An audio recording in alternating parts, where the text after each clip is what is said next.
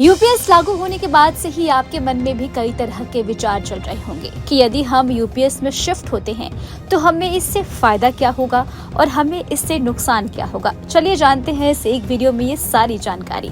जब से केंद्र सरकार ने यूनिफाइड पेंशन स्कीम को मंजूरी दी है तब से ही इसे लेकर सवाल उठाए जा रहे हैं। आपको बता दें कि जो भी लोग नई पेंशन योजना में हैं, केवल वही लोग यूपीएस को विकल्प को चुन सकते हैं। रिटायर्ड कर्मचारी भी एनपीएस से यूपीएस में शिफ्ट हो सकते हैं।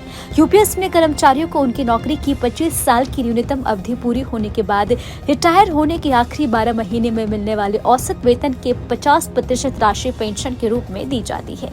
लेकिन एनपीएस में जो भी राशि प्राप्त होती है वो मार्केट रिटर्न पर निर्भर करती है। यूपीएस से मिलने वाली पेंशन का लाभ लेने के लिए कम से कम 10 साल की सेवा बहुत जरूरी है। इस स्कीम में कम से कम 10,000 रुपए प्रति माह की पेंशन मिलेगी, लेकिन इसके लिए कम से कम 10 साल की सेवा जरूरी है। अब जानते हैं ओल्ड पेंशन स्कीम के बारे में। ओल्ड पेंशन स्कीम में कर्मचारियों को जो भी अंतिम वेतन मिलता है उसका 50% पेंशन के रूप में दिया जाता है। वहीं बात करें यूपीएस की तो इसमें कर्मचारियों की बेसिक सैलरी और महंगाई भत्ते के 10% का अंशदान देकर पेंशन की राशि तय होती है। जहां कर्मचारियों के इसमें 10% का योगदान करना होता है तो वहीं केंद्र सरकार 18.5% का योगदान होगा। इसके अलावा यूपीएस में नियोक्ता का कंट्रीब्यूशन 14% और कर्मचारियों का कंट्रीब्यूशन 10% है। यदि कोई कर्मचारी एनपीएस छोड़ यूपीएस का चुनाव करते हैं तो वे वापस एनपीएस का चुनाव नहीं कर पाएंगे। ऐसे कर्मचारी 31 मार्च 2025 से पहले रिटायर्ड होंगे और वो यूपीएस का चुनाव कर सकते हैं।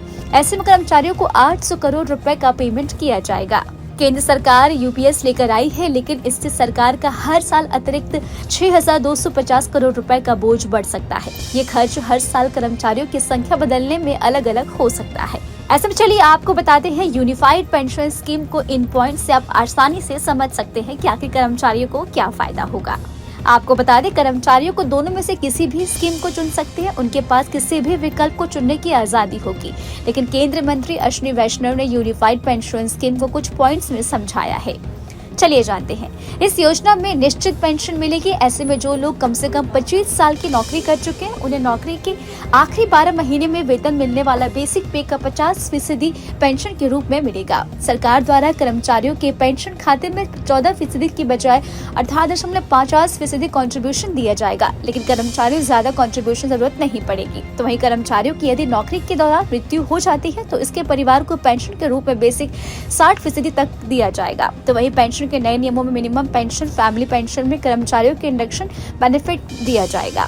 आपको हमारा वीडियो कैसा लगा हमें आप कमेंट बॉक्स में जरूर बताएं। हमारे चैनल को सब्सक्राइब करना बिल्कुल भी ना भूलें। न्यूज नेशन अब व्हाट्सएप पर खबरों की ताजा अपडेट के लिए न्यूज नेशन के इस क्यूआर कोड को स्कैन करें।